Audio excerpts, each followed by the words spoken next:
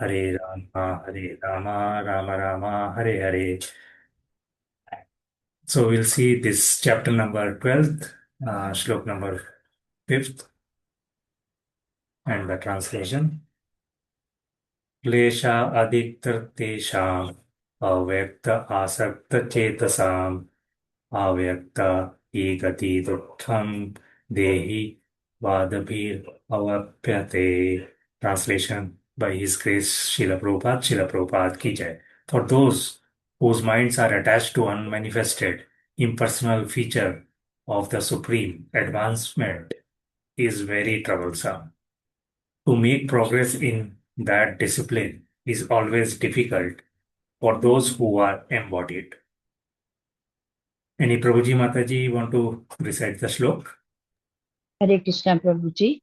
Hare Krishna Mataji, please go Hare ahead. Krishna. Bhagavad Gita 12.5. क्लेशोऽधिकतरस्तेषाम् अव्यक्तसक्तचेतसाम् अव्यक्त हि गतिर्दुःखम् देहवद्भिरवाप्यते. Translation by His Divine Grace, A.C. Bhaktivedanta Swami Prabhupada, Prabhupada ki jai. For those whose minds are attached to the unmanifested, impersonal feature of the Supreme, advancement is very troublesome. To make progress in that discipline is always difficult for those who are embodied. Hare Krishna. Thank you, Prabhuji. Hare Krishna Mataji. Anybody else want to recite? Krishna Prabhuji. Kumala Mataji want to recite? Hare Krishna Prabhuji. Shall I? Yeah, please go ahead. Bhagavad Gita 12.5. क्लेशो अधिकरस्तेषाम् अव्यक्तासक्तचेतसाम् अव्यक्ता हि गतिर्दुःखम् वेगवद्भिरवाप्यते. Translation by Divine Grace Srila Prabhupada ki jai. Should I read the translation, Prabhuji? Hi, please, Mataji. For those whose minds are attached to the unmanifested impersonal feature of the Supreme, advancement is very troublesome.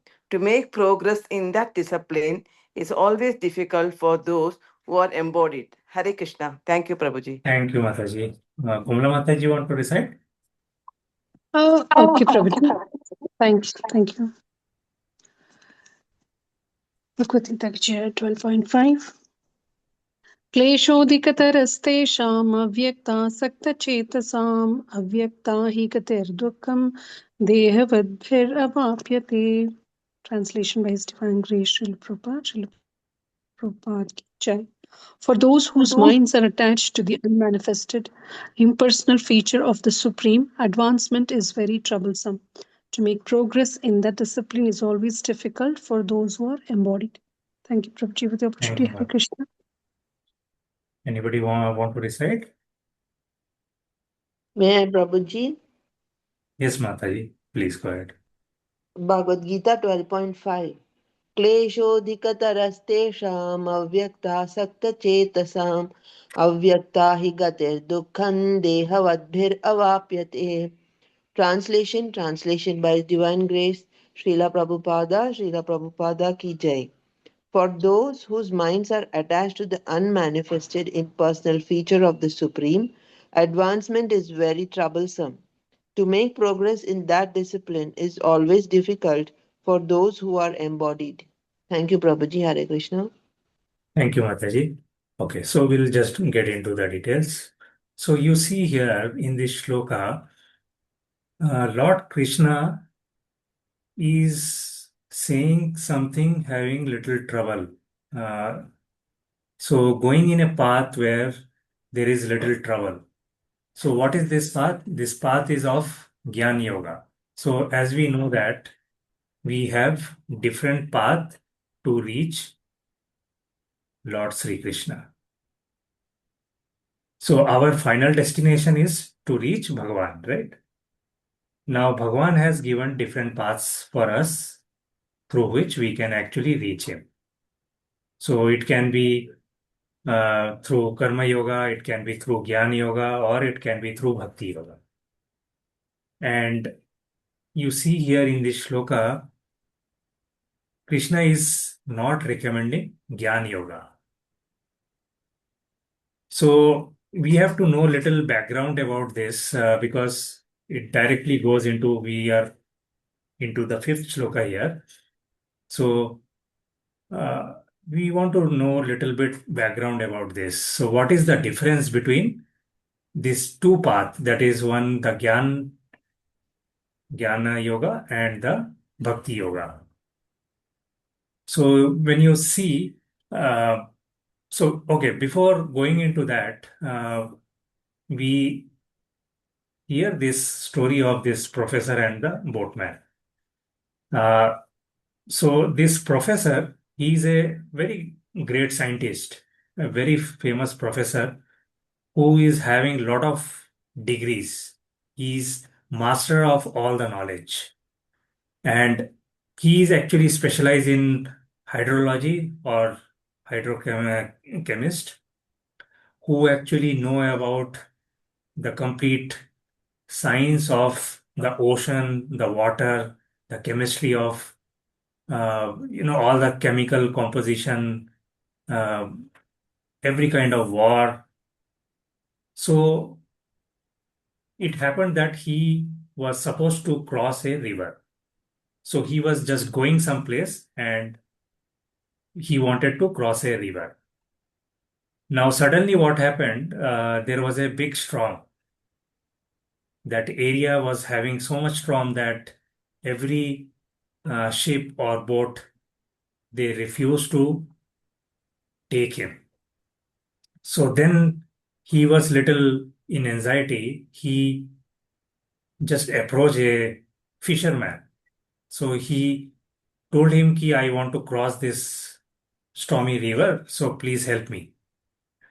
So initially the boatman refused, and since the professor was obviously very rich, he told him, "Ki I will give you a lot of money. You just take and make me across this stormy river." So in that course, he actually the boatman, he the fisherman, he actually agreed to take him across the river. Now they were going in that boat, and so during the way, the professor actually asked the boatman if he know the history of this river or the math behind this waves, water waves. So this fisherman, he was a very simple person. He said, "No, professor, I am just a simple person. I have no idea about it." So then this professor started telling ki then that means you have already wasted 25% of your life. So then he again asked some more questions to him, whether you know the science of this water, why these waves forms, why this storm comes. So this fisherman continued, ki no, I am just a very simple common man. So I am not aware of all this. So then this professor again replied with pride, and he was very proudy. So he said, ki then that means half of your life is already wasted because you are in this business and you don't know what is the reason of why this storm happens and all. So in the meantime, what happened? There was a massive storm, and um, this boat started sinking. So seeing that, the fisherman, this boatman, he asked the professor, uh, "Do you know swimming?" And the professor was so much in panic. He said, "No, I actually spent whole life studying the theory of this water and waves, but I never got a chance to learn swimming." So then this boatman replied, "Ki then your 100% of your life is gone." So you see that ki we are in a world where it is completely surrounded by professors. That means everybody actually give you theoretical knowledge, right? And we ourselves, what we do is we spend a lot of time reading all this global economy, the war, the theory of different world crisis, politics, right? And we think that this knowledge is our life jacket. If we have all sort of knowledge, then we are great. We think ourselves very intellectual. But what is the reality? Reality is, this material world, when the storm comes, this theory will not help us, right? What help us is the practical. So as we see in this story, if you don't know swimming and you are in a stormy river, then all this theory of water will not help you. So it is the practical things that will help. And Lord is saying that this bhakti yoga is like a knowing the swimming, the practical skill of swimming, right? So bhakti yoga is actually not the philosophy. So also we are seeing this particular shloka. Lord is saying that he is not recommending Jnana yoga. And he's saying that means what? Bhakti yoga he is recommending, because bhakti yoga is very active. Bhakti yoga is very joyful process. है ना? And what is actually bhakti yoga? It is actually engaging in the service. So you see that when this chapter actually begins, the shlok number 1, 2, in shlok number 1, Arjuna asks Krishna, which way is better? Those who serve you as a person, that is bhakti yoga, or those who worship the formless, invisible light, the unmanifested, right? So unmanifested is, that a lot of people, or you see a lot of religions, they actually worship this unmanifested. Many people actually worship the Brahma Jyoti you might have heard of, the formless, whatever is formless. But Bhakti Yoga is you are actually serving to a person, a form. So that is why Arjun is asking Krishna which one is better, whether worshipping the Bhakti, the formful nature or a formless nature. And then in shlok number 2, you see Krishna gives a very clear answer. Those who fix their mind on his form, whose form? Lord's form, as a person, and worship him with strong faith are the best. And these people are actually the closest to him because they practice bhakti yoga. So then people may also ask, if bhakti yoga is the best, then why did Krishna talk about Jnana Yoga? So Jnana Yoga, you see, it is actually path of knowledge, right? It is path of knowledge.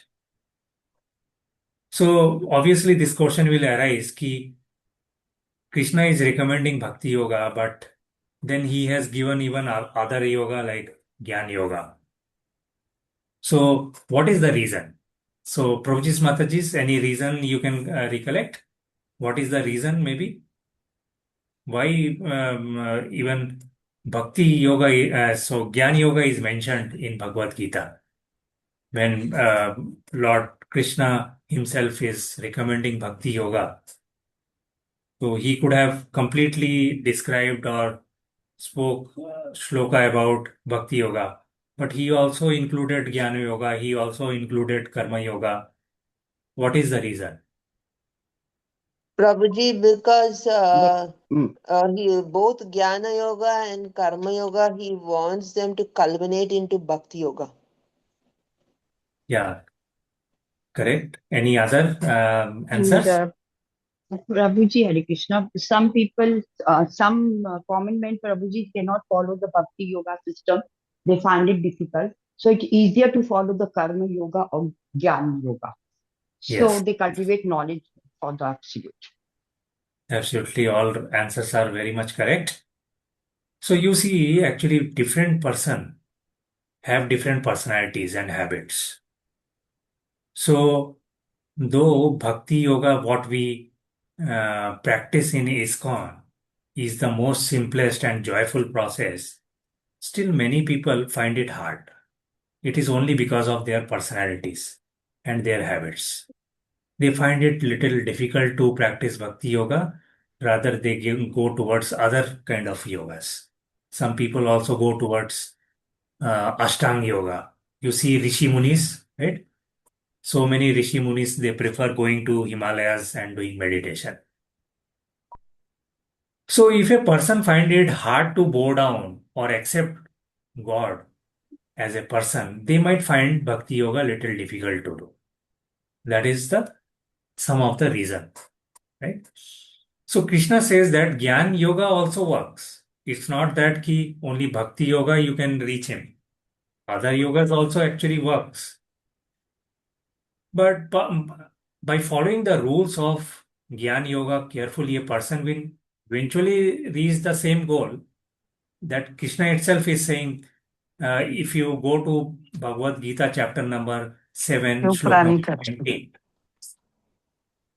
So, shlok number 19th of chapter 7, it says, Bahunam janmanam ante jnanavan mam prapadyate. Somebody can please mute if they are not asking anything or telling anything. So, okay. So we are saying ki this Gyan Yoga also actually works and reach the same goal. And Lord Krishna mentioned in chapter number 7, shlok number 19 that Bahunam Janmanam Ante Jnanavan Mam Pratyate. What that means? The path of Gyan Yoga, why it is not recommended, we are getting this answer. It says that after many, many births, the Gyan Yogis can achieve Krishna. That means after many, many births, it's not easy. You cannot go in friction of time to Lord Golok Dham. It takes many, many births if you practice Jnana Yoga. But again, Jnana Yoga is also a bona fide process. It's not that Jnana Yoga is not a bona fide process. But what is the difficulty? Why does not Krishna recommend ki you do Jnana Yoga? Simple thing is that it is difficult to practice Jnana Yoga. So you see this shloka, it says Adhika Klesha. Adhika Klesha means excessive suffering you have to undergo to do Jnana Yoga. So the analogy is given through this journey where if you want to do a Padayatra from Bangalore to, let's say, Jagannath Puri, you can do. You can, Padayatra is what? You can walk and go from Bangalore to Puri. You can always do that. But what happens? It will take a lot of time and you have to go through a lot of hardship. It's not easy to walk many days like this. But then what is the fastest way? Fastest way is to directly take a airline, a flight, and you can reach Jagannath Puri just about in 2 or 3 hours. So what is the flight we can get in spiritual practice now? Everybody have this. Okay, in this material world, we can just take a flight and go to any place in few hours. But in spiritual world, what is the way? So in spiritual world also there is a Bhakti Airlines, which is given by Chaitanya Mahaprabhu, and he is actually distributing free ticket to Bhakti Airlines. So if you want to go by walking, that is by Jnana Yoga, you can always go, but it is not recommended because you have to face lot of difficulty. So that is the whole reason. And you see that why bhakti yoga in this age is perfect for everybody. Because you see, in previous ages, the situation was very different. Now, you see, in this Kali Yuga, the life is not so much peaceful. Earlier ages, earlier times, the life was quite peaceful. And as the time goes, you may be seeing that life is becoming difficult and difficult. It is, there is a distraction, there is war, there is politics, there is not only globally or politically, but in cities, in families, in neighbors. So life is not very peaceful. Earlier times, life was much more peaceful. Jnana Yoga was much more possible at that time. You can go to some Himalayas or some place, do meditation. But now the atmosphere is very much disturbed. Right? The now atmosphere is very much different. Now people, because of these challenges, it is people are not actually capable of doing so many austerities. And you see that when you do Gyan Yoga, you have to also take sannyas.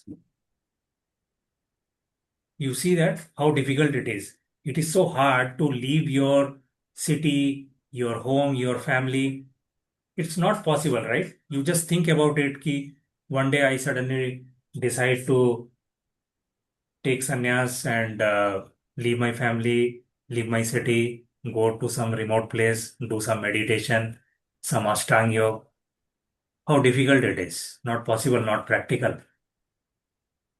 So you see that Gyan Yoga system, unless you take sannyasa, you cannot achieve moksha, liberation. And you see, Shankaracharya never said that Grihastha can achieve moksha according to his system. Or you take any other uh, yogis who are not performing the Bhakti Yoga, they perform different liberation techniques.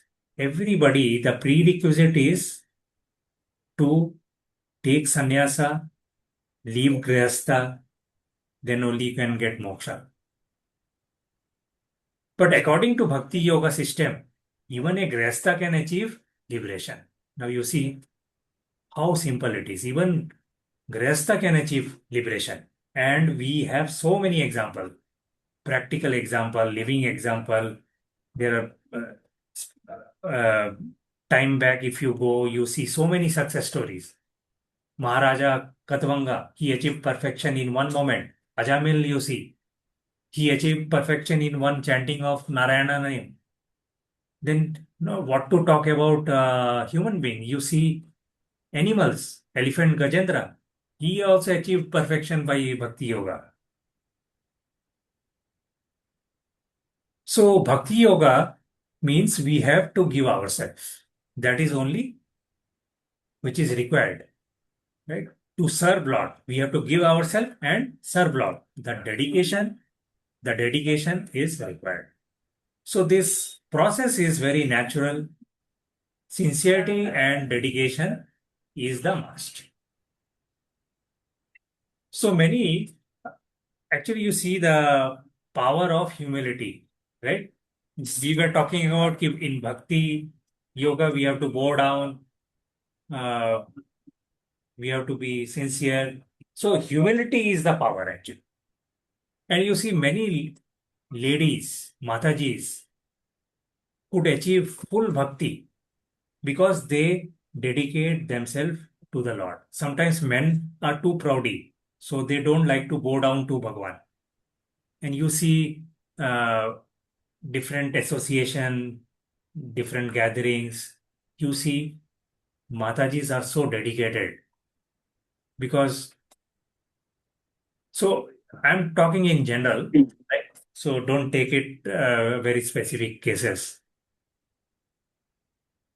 So humility is very powerful, right? So they are little proud, not everybody again, right? So who are little proud, they don't feel like, going to temple and bow down to Bhagwan, to serve Bhagwan, to, uh, you know, uh, so dedication, and they have different reasons.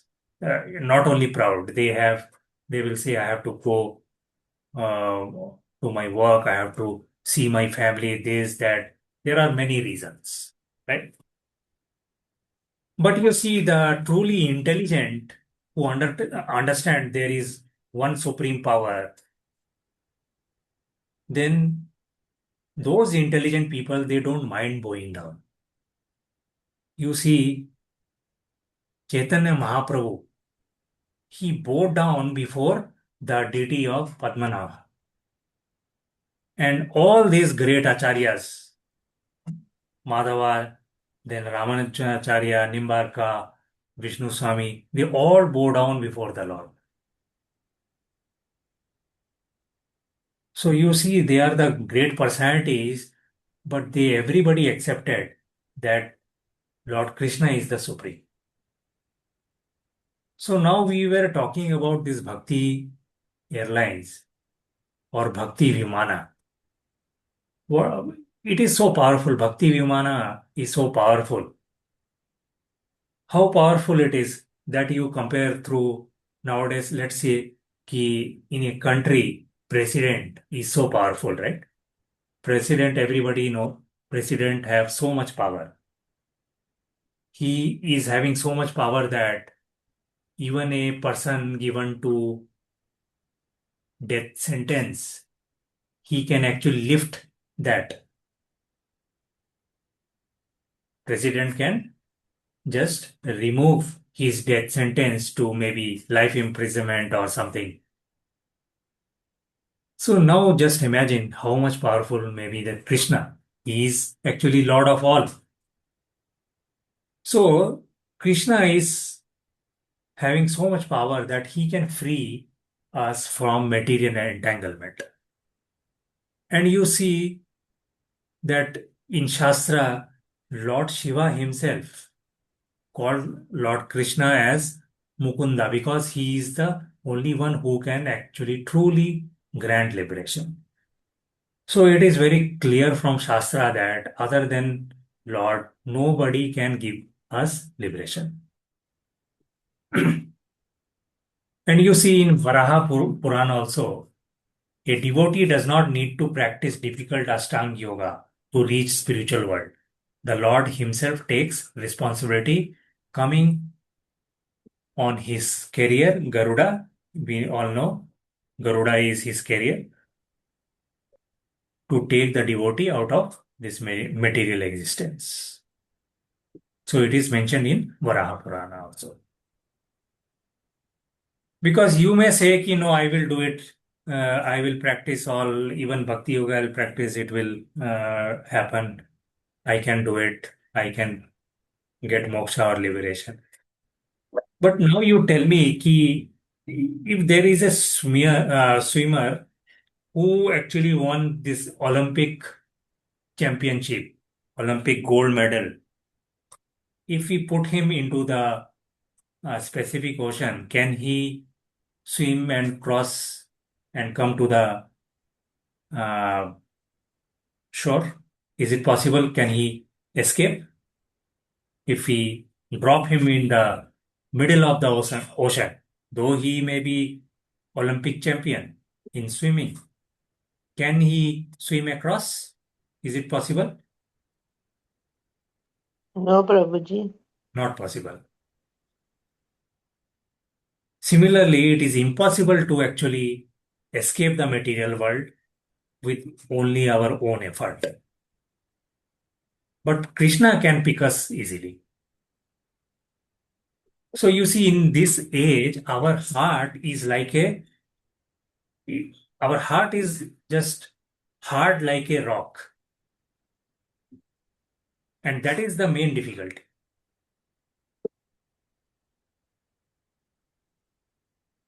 So because our heart is so hard like a rock, it makes so difficult to feel the love of Lord. And that is why it is difficult for us to even chant this holy name, Hare Krishna, Krishna Krishna, Hare Hare, Hare Ram, Ram Ram, Hare Hare.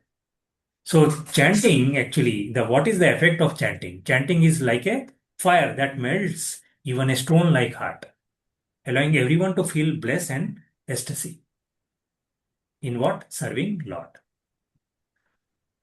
So you see this Bhakti Vimana or Bhakti Airlines, Chaitanya Mahaprabhu offers a free ticket back to Krishna. So actually, this holy name is the fuel. Fuel for what? Fuel for this jet engine. The Bhakti Airlines, what is the fuel? This holy name is the fuel. But as we see that when you go to a flight or airlines, there is some regulation, right? Some rules are there. Before we take off in the flight, there are some rules and regulation. So what are those rules and regulation? You cannot smoke. You have to fasten your seat belts. Then you have to switch off your mobile. You cannot roam around like that inside the flight. So these are rules and regulation, right? You cannot even carry the weapons. Why is that? It is just to ensure the safe journey. So like that in bhakti, practicing in bhakti yoga, you have some rules and regulations. Those are called as regulative principles. So what are those regulative principles? Mataji Prabhujis, what are those uh, principles to have the safe journey in bhakti yoga?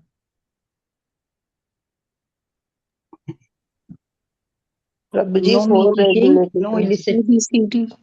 Yes, so four are there. No illicit sex, no gambling, no slaughtering of innocent animals, and no addictions of drug, alcohol, right? So you see that ki not only in bhakti yoga, some people may say, na, ki this restrictions I cannot. Everywhere there is, you go to office, there are some rules and regulations. Restrictions will be there everywhere to maintain the safe journey. It is not only unique to bhakti yoga. But you see, there is no genuine path allows for activities like gambling. You take Gyan Yoga or other yoga, the other path to reach Krishna. Everywhere, all these gambling intoxications are not allowed. Right? It is not just unique to Bhakti Yoga. And the most beautiful thing is Bhakti Yoga is the easiest of all of them. It is easy to perform. How we can say it is, how we can claim that it is easy? You see that everybody cooks food at home, right? We are not doing anything else. This food is required for everybody. Everybody cooks at home. Only thing is, you have to be, instead of being self-focused, you have to be Lord-focused. Because when you are cooking, if you are self-focused, you are cooking for yourself, it lead to sinful reactions. But you cook for Lord by focusing on Lord, the sattvic food, you feed the Lord, then what happens? It is like a form of meditation, right? It is just like a form of. So cooking becomes a devotional act. If you are Lord focused and you are cooking or doing anything, it becomes a devotional act. And you see that this, what we call as prasadam, we give bhoga to Lord Krishna and then consume. So if you eat without offering, you take bad karma. If you eat Krishna prasada, what happens? You purify It purifies you from all kind of sins. All kind of sins will get purified. But you compare this with other path, let's say Ashtanga Yoga. Ashtanga Yoga may say you stop eating to avoid karma. You see, in Ashtanga Yoga, there is one stage where you also stop eating to avoid your karma. But you see that even after you do that, you cannot remove your previous accumulated karmas. Your previous sins you cannot accumulate. You cannot remove them. So eating prasadam actually serves a dual purpose. It stops the accumulation of new karmas and actively purifies you from even the past karmas. Now you think about it, how powerful is prasadam? What we always go and take in temple, or we prepare, offer it to Lord. It not only purifies your present karmas, present sins, even past sins can be removed. So when you offer food to Krishna, he is very kind. He accepts the offering, he leaves the prasadam on the table plate so that you can actually take it afterwards. And many people say ki, why they mock you. They say you are offering prasadam to bhoga to Lord Krishna, but look, it is as it is. So where Lord Krishna is taking it, he is not accepting. So that reminds to a very beautiful pastime of Alarnath. Do we know Alarnath, where it is? Prabhuji's Mataji's, did you heard about Alarnath anytime? So this very interesting story of Alarnath, which is near Puri. So we'll just listen to this. Ki near Jagannath Puri, there is a temple. And in that temple, it's a Vishnu temple, four-handed Vishnu deity called Alarnath. And Lord Chaitanya visited this temple when the main Jagannath temple was closed. For how many days Jagannath temple closed? Actually, every year we 15 see days. Jagannath 15 days, right? So Yes, Prabhu. 15 days every year Jagannath temple closed. Why it is closed? Because Jagannath falls sick. Yes. So you see every year, this 15 days, we cannot go inside Jagannath temple. It is closed because this 15 days Jagannath was ill. So Lord Chaitanya Mahaprabhu, he used to visit this four-handed Vishnu deity in Alarnath. Now, some of you might have already visited there, and you can see, if you go there, you see that there in that deity there is mark on his chest, and it appears like a blisters. You see that deity chest, if you go and see, you can see some blisters, some boils. So Lord Chaitanya asked this, how this damage actually happened. So this actually lead to a story of this small boy and his faith. So what happened? Some time back, many years back actually, the father and son. So this father was a pujari of this Vishnu deity. So he was about to leave for some work, and he told his 5-year-old son to offer food to this deity. And just imagine this boy is only 5-year-old. how much he may be aware of.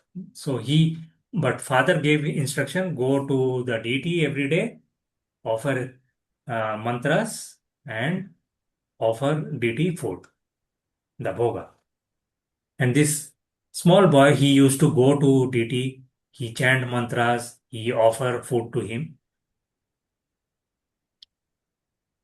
But what happened when he offered food to uh, the deity and he was waiting, he see that the food is as it is. And this boy started crying in front of the deity. So when boy started crying, Lord himself, he started asking the boy, why you are crying? So then this boy started saying, ki, my mother told ki, take this bhoga, offer it to deity and bring the prasadam back. But until and unless you eat the prasadam, how I can take the plate back? So you see that in Bhagavad Gita, chapter 4, slok number 11, it says, ki according to how someone actually have faith in me, I reciprocate with him. So this boy, you see, he is having perfect faith. So because of which the deity stepped off from his throne, from his singhasan, and he ate the offering that was offered by the boy.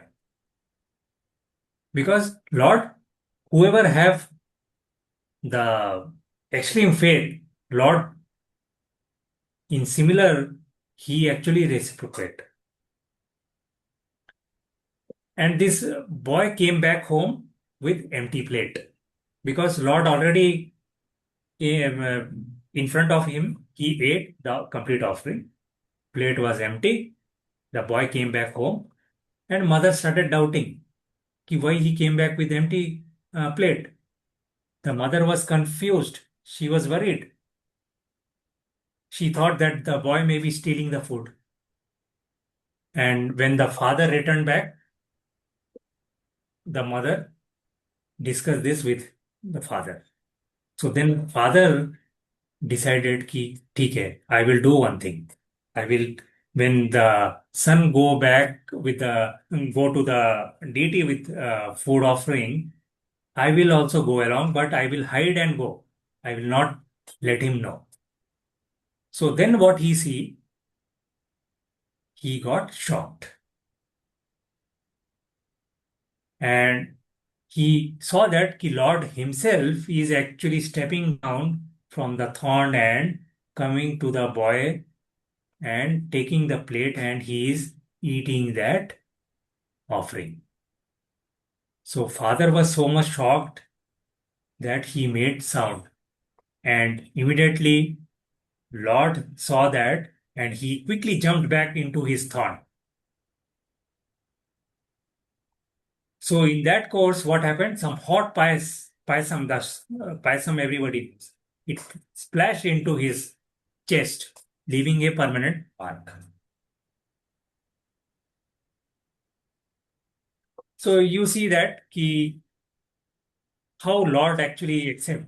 So when we see this pastime, we always think why uh, Lord is not actually emptying our plate. So you see that Lord body is Satchit Ananda Vigraha, right? It is always eternal, blissful, and full of knowledge. And he has Saklendriya. So what that means, each of his senses can perform multi-function activity. So it is not like our senses, our with hand we can grab something, take the food to mouth or tongue has a function, it actually chew that prasadam. Our nose have function of smelling. So our different sense organ have different function, but Lord sense organs are not like that. He can eat by seeing. He can smell with his finger and so on. Sakala. Sakala means all. Indriya, senses. Vritti, the functions, and mati. He can process with all his indriyas, all kind of function. So you see the Lord accept the offering simply by seeing.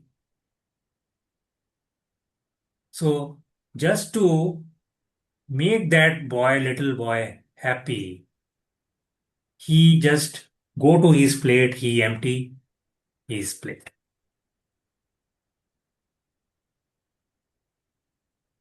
So you see this, ki Lord actually reciprocate.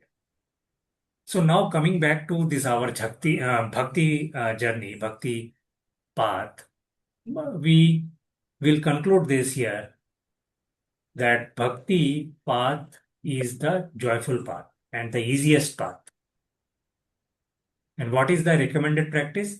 Eating prasadam, chanting Hare Krishna Mahamantra, reading Bhagavad Gita or Quran, serving Krishnas are the process recommended for everybody. And this practice not difficult, right? It is so simple and it gives a lot of joy when you give prasadam to somebody, you take prasadam, you chant with others, you associate with the devotees. It is joyful process. Whereas Gyan Yoga is very dry, extremely difficult to follow in modern age. That is the whole reason why Krishna is not recommending Gyan Yoga. So now we have to decide which path we should walk. And Lord Chaitanya Mahaprabhu is giving free ticket in the airlines. We even don't have to purchase this costly. Everyday fuel price is going up and the ticket prices are going up. But here in Bhakti Vimana, Mahaprabhu is giving free ticket. So Jnana Yoga is like trying to walk all the way to the Puri, Padayatra. That will have massive obstacles. Or crossing Himalayas, just like crossing the Himalayas, so difficult it is. So the final message from this shloka, why struggle with long difficult path when you can take the shortcut home? And we like shortcuts. Just simply chant Hare Krishna and be happy. So thank you, Prabhujis and Matajis. We end the class here. Anybody want to share anything or any questions? We can take one or two and then we'll conclude.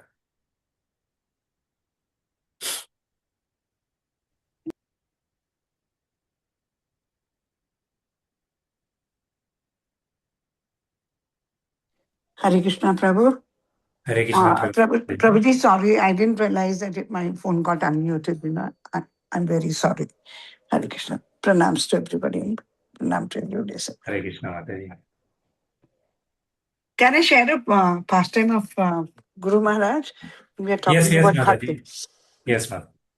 Now that the Rath Yatra is going on, and we see how we are pulling the Rath and how difficult it is. I mean, we all watch it on the TV and how many people are pulling.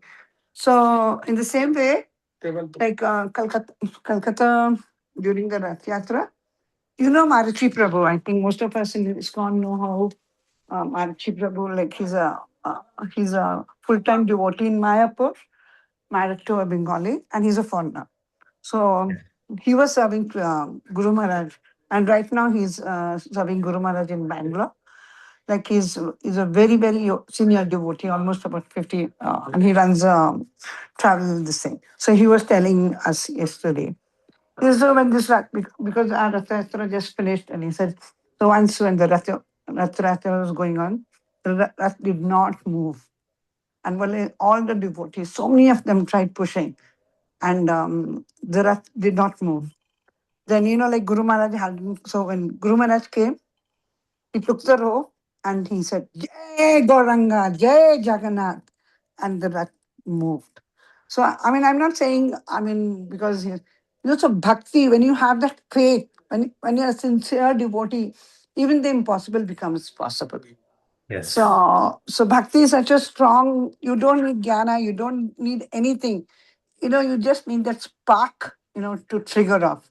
Some take it easy. I mean, some find it difficult. Some may just close your eyes to it and say, nahi hota hai, karta hai. And Prabhu, like anywhere you start, you take your steps at your space, at your place. But just cling on to it. Many Matajis tell me, I'm so involved in housework, I'm not getting time even to chant properly. So even your prescribed duties are very important. You can keep chanting the name of the Lord and keep doing your prescribed duties. So thank you, Prabhu. Your class was very nice. Thank you for enlightening us. Hare Krishna. Hare Krishna, Mataji.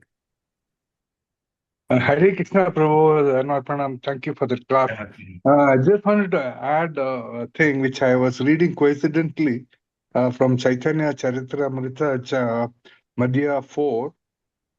And in that particular verse of chapter 19, 149, I was just reading it yesterday in the evening.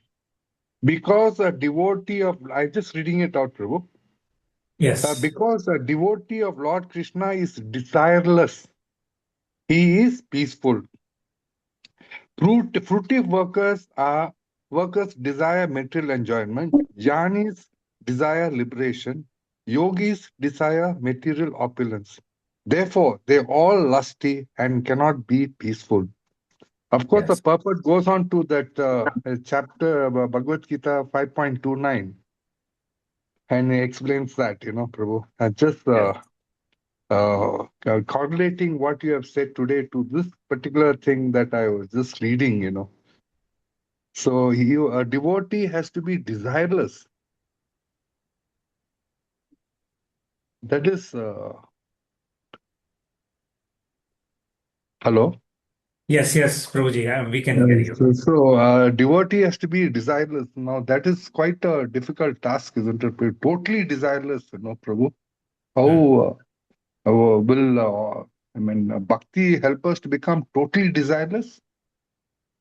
So, Prabhu, if you are there in the last class, we discussed that stopping the desire is not possible or not easy. It's very difficult.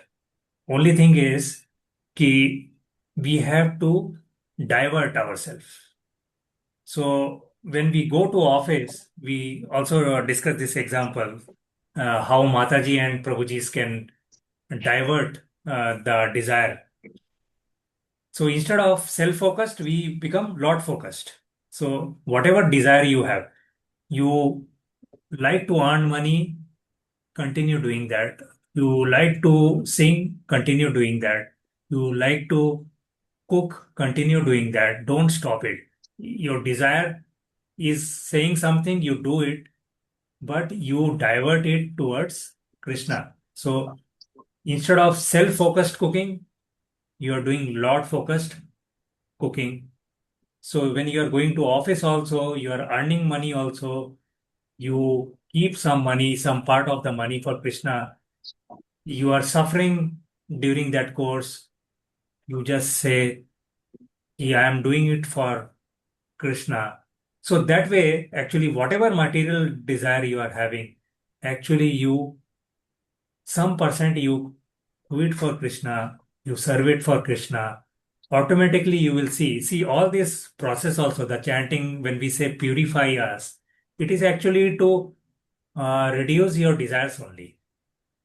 So all of a sudden, if 100% desire finishes and we are dedicated to Lord completely, then that moment itself we are liberated. So, but that is very difficult, as we know how powerful is material, this one, right? Maya. So, all these process are actually to reduce our desire gradually. It cannot, because past many birth, our desires are accumulating. And in this birth also, we have so much desire. We cannot immediately stop. But Yes, practicing sir. Bhakti Yes, Yoga, sir. it will reduce. Yes, Prabhu. One verse before that, it is mentioned, out of many millions of such wise men, one may actually become liberated, mukta, and Yes, out of many millions of such liberated person, a pure devotee of Lord Krishna is very difficult to find. yes, This is what is important, isn't it, Prabhu? yes, yes, Prabhu. Yes. So, see, pure devotee, pure bhakta. Exactly. We see Srila Prabhupada, right? Srila Prabhupada. Yes, Prabhu. So, see, devotee is not, the meaning of devotee is not that he will be a pure bhakta. So, you see, in millions, there will be some thousand bhakta, and again in thousand also some pure bhakta will be there. So it's a journey, right? It is a process. Yeah, Everybody cannot become first in a class. So it takes true. time, Prabhu, because it's a purification process. Bhakti is a purification process. That is why in million one will actually qualifies for that. Mhm. Prabhuji, that is there in 7.3 verse, no, Prabhuji. Ah, Manushyanam sahasreshu kaschid yatati siddhaye yatataamapi siddhanam kaschin mam veti tattvataha. yes, Mataji. Hare Krishna, Prabhu. Yeah. Hare Krishna. Prabhu, like it is said that even if you have one iota of desire or self gratification, you will not go back to Godhead. Dhruv Yes. Maharaj wanted, see, even though he saw the Lord, he was desiring a kingdom bigger than his father. So Yeah. first the Lord gave him a kingdom. He said, "Pehle ye bhog karo, uske baad mere paas aao." Bali Yeah. Maharaj wanted to become Indra. So he was sent to Suttaloka, where the Lord was personally present as a doorkeeper. But he first gave him, made him Indra, and then he went back to Goloka. And Yes. even Dhruv Maharaj ka hai ek aur, So whatever, if you have some sort of a sense gratification or some urging, we had Bharat Maharaj, like he desired, he got in this thing, so he had to come back as Jad Bharat. So Yes. Prabhu, like that iota of desires, all that should be curtailed and dovetail to the Lord. Any sense gratification, even you say, "Oh, I wish I was like this." Oh, I want to this. Any I want will pull you. Now, will the Lord will make sure you have it, and then He'll take you back. So all your sense gratification, all your desires should be dovetailed to Him. Because Krishna, ye aapki service mein. Krishna, ye aap. I know it's difficult Yes. because the I and mine is so difficult. But in the What classes, you're is doing? often repeated. What you're Any doing? sense Biting gratification that. till the last Biting should be that. Stupid manifest. boy. Huh? Throw you out of the house. Prabhu, I just want to Why did you do put in that? another statement. Sorry, Stupid. Hare Krishna. Yes. Yes. Prabhuji, please. Sorry, We can hear you. because somehow I've been reading this just about just yesterday evening. So there's a lot of this correlation that I see. Of course, this is from Udva Gita. This is Hamsa Avatara answers the question, and the sages headed by Sanaka said, "My dear Lord, the minds of human beings are naturally attracted towards objects of sense gratification, and the Yes. sense objects enter the mind in the form of material desire. Considering this, how can a person who desires liberation, who wants to desist from the activities of sense gratification, sever the mutual tie between the sense object and the mind? Please explain this to us." This is what he's asking to Krishna. Of course, Brahma, couldn't answer this question and started meditating. It's a big story. I mean, I've just started. So this is, the severing the tie between the sense object and the mind is, easily said than done, actually, Prabhu. Even, of course, I've been practicing for 5 years, but still that chanting is there and reading is there and a process of jnani and chanting and, going to the temple, doing all that, but still that process of severing the mutual tie between the search of object and the mind is, it's a long process, I think, Prabhu. I don't know. Probably, I want to correct here one thing. Yes, Prabhu. Yeah. One thing is that it is not. So we think it is a very difficult and long process, but it is not correct. Acha. You Okay. you see Parikshit Maharaj 7 days. In 7 days, Yes, how Prabhu. he got liberation. Yes, So, Prabhu. Yeah, yeah. as we discuss in this story also, right? Bhagwan actually he sees reciprocate, right? The it's all depend on your intensity of bhakti. There are various pastimes. We see Bharat Maharaj, as Mataji also mentioned just now. Throughout his life, he did so much pure bhakti, but last moment he desired for a deer, and then he fell down. And then you see other side, Ajamil, committed so much sin, but even then, he last moment when he remember or he say Narayan, Narayan, he got liberated. So. Uh, that is why Prabhupada says ki bhakti is simple as well as it is not very simple also. It's all the source starts from our mind only, Prabhu. So we have to how we condition our mind because our senses will act according. If Sure. your mind thinks something not legal, then you will go towards that. Your senses will do that only. Try to take enjoyment from that. So that is the reason why from self-centered we have to be a lot focused. So that intensity will actually give you liberation. It's not a long process, but the intensity, the magnitude of your intensity will actually give you the liberation. So Sure, yes, sure. we don't know how many births we have to take. At least we have to make sure that when we are doing bhakti, it is guaranteed that at least we will not fall into the lower planet or lower species. Will not Yeah. become into falling down into some gutter, some bacteria or virus, or will go into some patal lok or 7 planets will fall down. At least it is guaranteed. Prabhupada has said even if you don't get liberation, you will come to this place again, born into some devotee's house, and continue your bhakti. Your Sure. asset wealth will maybe not there today or tomorrow also it can vanish, but bhakti is something even your next life it will continue from where you are now. Okay, Prabhu. Yeah. Okay. Continuation. Yeah. Hare Krishna, Prabhu. Thank you, Krishna. Hare Krishna. Just Dundakari went back when like when he heard the Bhagavatam. There were so many others who were there, but none of them went back because his sincerity of listening to the Bhagavatam was different. So only one Vivana came when Atmaram, when he recited the what's his name, Gokaran. When Gokaran recited the Bhagavatam, only Dhundukari went back. So that is the sincerity. Yes. So Intensity. that shows, the sincerity of. There were so many others. None of them went back. Yes. So we understand, if one person got liberated, nobody. So it's the sincerity of the person which will take him across. Yes. Thank you, Prabhu. Hare Krishna. Mataji, Hare Krishna. I was trying to get the source of this episode or the story. Mataji, please, can you give me the reference? I would like to read. Mataji, it's the this thing, it doesn't come in the Bhagavatam.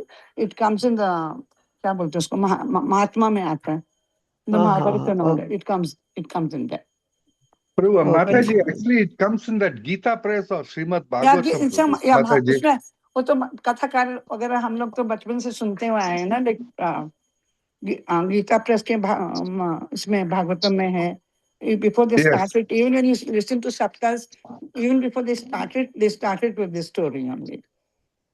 It's the महात्मा क्या बोलते हैं उसका? Mahatmya. Mahatmya. Yes, Mataji. Thank you, Mataji. Yeah, thank you. Thank you.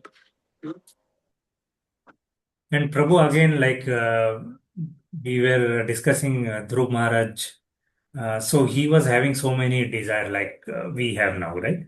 So he wanted to have full kingdom, but when he was going through all those austerities and ultimately Lord offered him everything, he lost interest. So see, you were saying ki how it is very difficult. So actually, bhakti will actually elevate. It will gradually cut down all your desire. And it is very easy to realize this statement because you see you take this sattvic prasad, you take regular prasadam, you see that ki you slowly, gradually stop the desire to eat outside food. And there are many other things, right? When you follow this regulation or regulative principles, slowly that the other side will go away. As we also discussed some time back in our classes, Krishna and Maya are like standing in two opposite direction. So more you are towards Maya, then you get away from Krishna, and more you move towards Krishna, automatically you start moving out of Maya. So Maya is nothing but desire. So your desire will uh, automatically getting reduced. Uh, it all depends on your discipline. The consistency is very important for that matter, anything. It's not that you have to become very intelligent or you have to be very.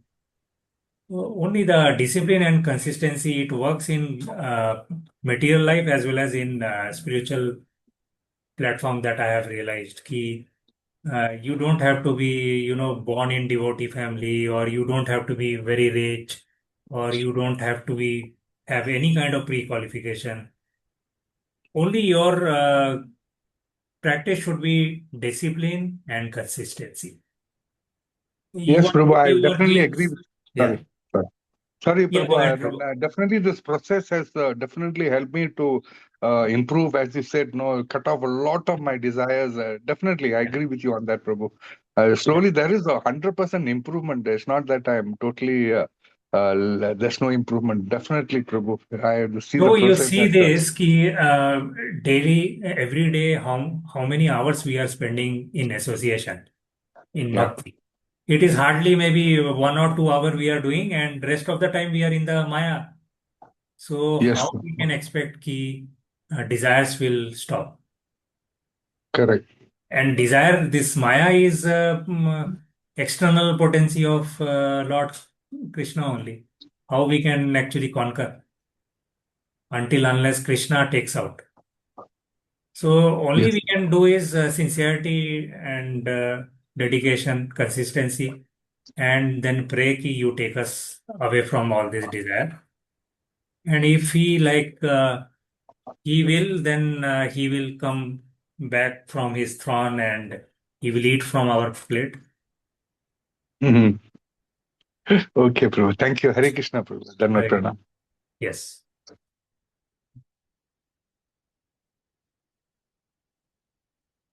Okay, Projis and Matajis, then we'll stop for today and we'll join tomorrow again. Hare Krishna, Dhanvat Pranam to all. Thank you for giving association. Thank you Pranam. for a wonderful class, Prabhuji. Hare Thank you, Krishna. Prabhuji. Pranam for Hare Krishna. Prabhuji, everybody.